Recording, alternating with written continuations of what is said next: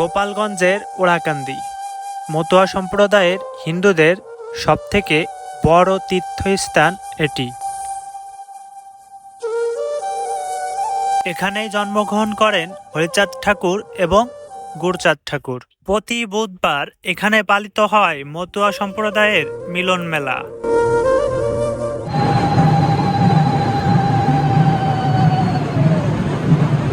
জাগতিক সমস্যা সমাধান এবং পারলৌকিক সুখের আশায় দেশ এবং দেশের বাইরে থেকে এখানে ছুটে আসেন মতুয়া সম্প্রদায়ের লোকেরা।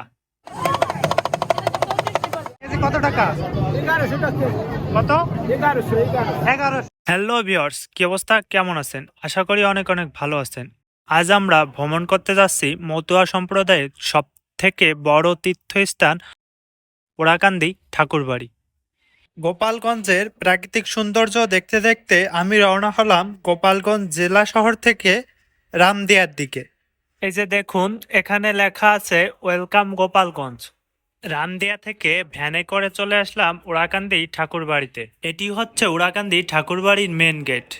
আর আজ প্রচুর ভিড় রয়েছে, কারণ আজ ওড়াকান্দি ঠাকুরবাড়িতে রথযাত্রা অনুষ্ঠিত হচ্ছে। ঠাকুরবাড়ির মেন গেট অতিক্রম করার পর এরকম একটি পুকুর রয়েছে, যেটির নাম হচ্ছে কামনার সাগর।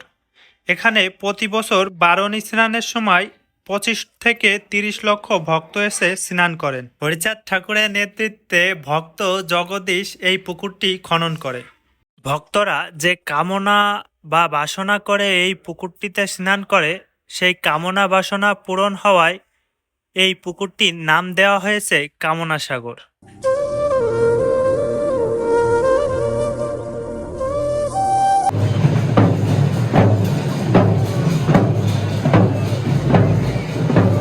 এই যে দেখুন, এইখানে কিন্তু 3টি রথ সাজানো হয়েছে, আর এই রথগুলো কিন্তু সম্পূর্ণ কাঠের তৈরি।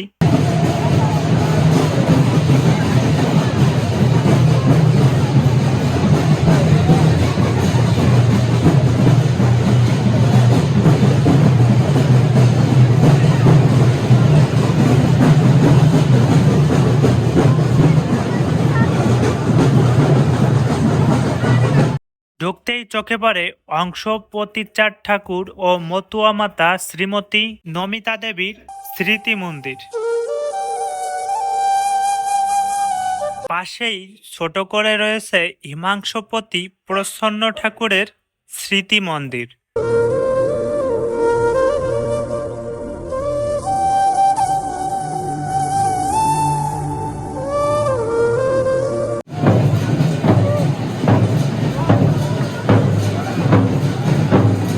এটি হচ্ছে গুরচাঁদ ঠাকুরের মন্দির। এখন আমি গুরচাঁদ ঠাকুরের মন্দিরের ভিতরে প্রবেশ করেছি।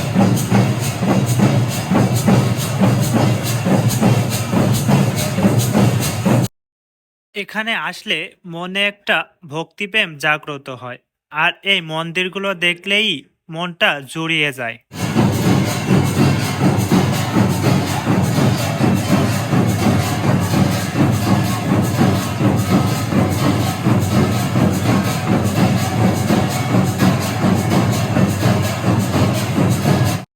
এটি হচ্ছে হরিচাঁদ ঠাকুরের মন্দির। ভারতের প্রধানমন্ত্রী করোনার সময় 21 সালে নতুন মন্দিরটি করার জন্য সম্পূর্ণ টাকা দিয়ে গেছেন। দেখুন, অনেক জায়গা থেকে অনেক ভক্ত কিন্তু চলে এসেছে এই তীর্থস্থানে।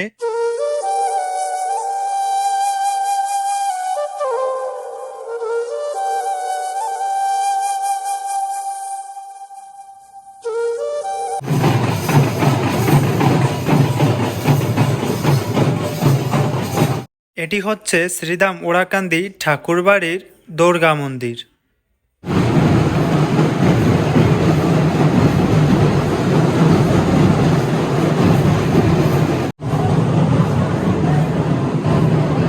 এইদিকে এই যে দেখুন, হরিচাঁদ ঠাকুরের ছবি এবং তার ব্যবহৃত পালঙ্ক, খাট এবং আলমারি বিভিন্ন জিনিস রাখা আছে, এবং তিনি যে জায়গায় বসতেন সে জায়গাটি এখানে রাখা আছে।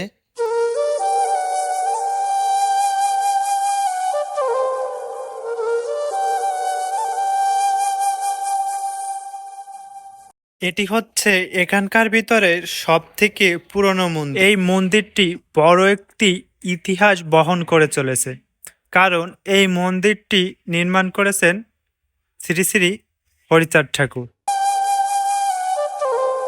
এই যে দেখুন মন্দিরের ইটগুলো, মন্দিরের প্রতিটি ইট হরিচাঁদ ঠাকুরের কথা জানিয়ে যায়।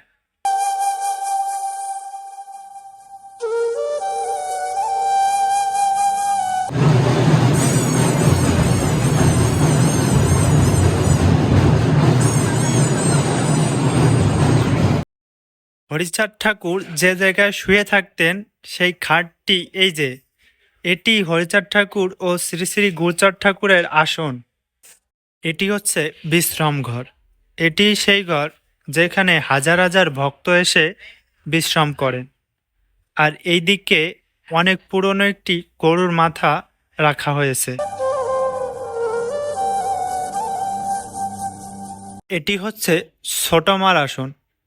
এখানে ভক্তরা এসে তাদের সমস্যার কথা জানায় এবং তিনি কি কি লাগবে সেগুলো বলে দেয় এবং পরবর্তী দিনে আসলে তিনি তার সমাধান দিয়ে থাকেন।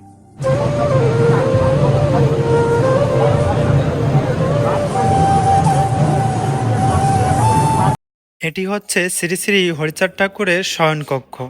শ্রী শ্রী হরিচাঁদ ঠাকুর এই ঘরে থাকতেন।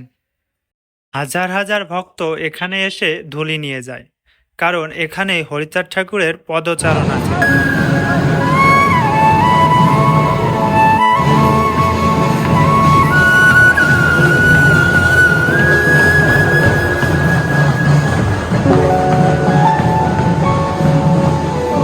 আমি এখন যে জায়গাটিতে দাঁড়িয়ে আছি এটি হচ্ছে দুধসাগর। এখানে বারণী স্নানের সময় হাজার হাজার ভক্ত এসে স্নান করে, তাদের মনের ইচ্ছা আকাঙ্ক্ষা এইখানে মানত করে যান এবং স্নানের মাধ্যমে সেটা বাস্তবিত হয়। আমার পিছন দিয়ে কিন্তু এই যে পাশেই দুধসাগর, আর এই দুধসাগরের পাশেই কিন্তু প্রসাদ বিতরণ করা হচ্ছে। হাজার হাজার ভক্ত এখান থেকে প্রসাদ গ্রহণ করছে।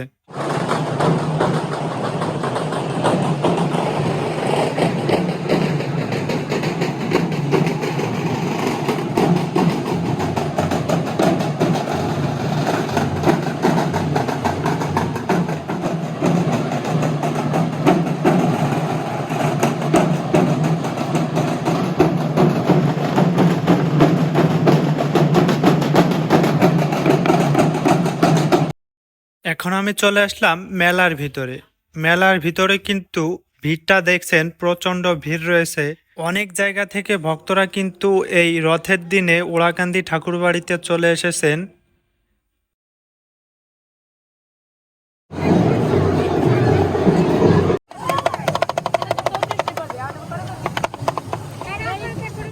এটি কিন্তু কচ্ছপ, আর এই কচ্ছপগুলো কিন্তু বিক্রি করার জন্যই এখানে নিয়ে আসা হয়েছে। এগুলো কি পিস হিসাবে বিক্রি করেন না কেজি হিসাবে? কেজি হিসাবে। কেজি কত টাকা? 1100 টাকা। কত? 1100।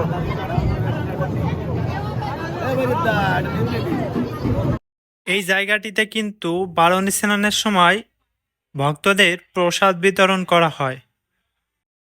পুরো ভিডিওটি আপনাদের কাছে কেমন লাগলো অবশ্যই কমেন্টে জানাবেন। আর যদি ভিডিওটি ভালো লেগে থাকে, চ্যানেল থেকে দেখে থাকলে চ্যানেলটি সাবস্ক্রাইব করে রাখবেন, আর পেজ থেকে দেখে থাকলে পেজটি ফলো দিয়ে পাশে থাকবেন।